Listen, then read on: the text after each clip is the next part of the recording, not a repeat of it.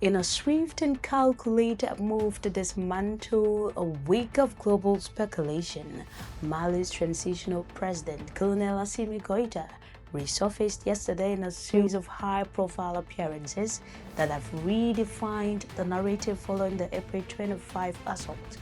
After 72 hours, a strategic silence, a void that Western media and extremist propaganda attempted to fill with rumors of a government collapse, Goïta re-established his presence not once, but 3 times in a single day.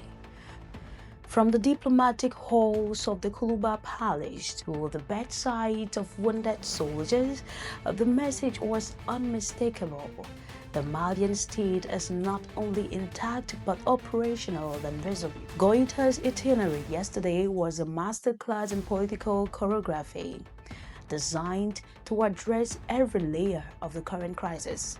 His first appearance involved a meeting with the Russian ambassador at the Koulouba Presidential Palace, a session that reaffirmed the rock-solid partnership between Bamako and Moscow, specifically targeting the security cooperation that the late General Sadio Camara helped build.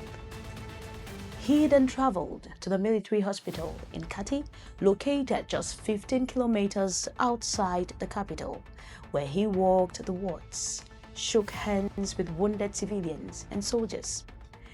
He also offered personal condolences to the widow and children of General Camara. Finally, at 8 p.m. local time, Goïta addressed the nation on television.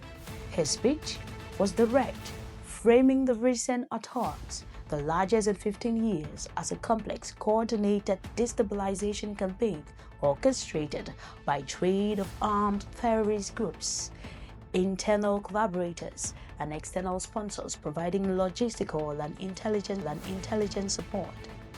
The heart of this crisis remains the loss of General Sadio Camara, the defense minister and architect of Mali's sovereign pivot.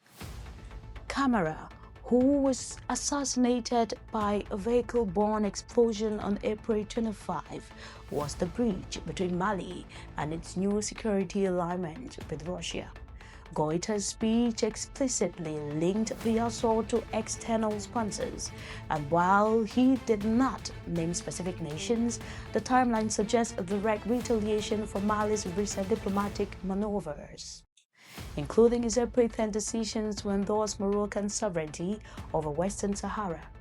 Intelligence reports from the African corps and Malian sources suggest a force up to 12,000 fighters utilized coordinated satellite jamming and specialized drone training expertise allegedly linked to foreign operators seeking to destabilize the alliance of Sahel states.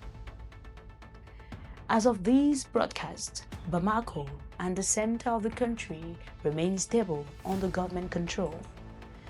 The Malian armed forces have shifted from the defensive to an offensive posture, with operations ongoing to reclaim contested northern regions.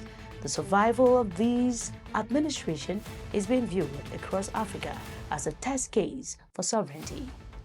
Can an African state choose its own security architecture without facing asymmetric retaliation? From Lagos to Nairobi, every capital is watching to see if the Sahelian buffer will hold as the next 72 hours remain critical for the regional architecture of the Sahel. Thank you for watching The Global Observer. I am your host, Linda Gali. Keep an eye out for more.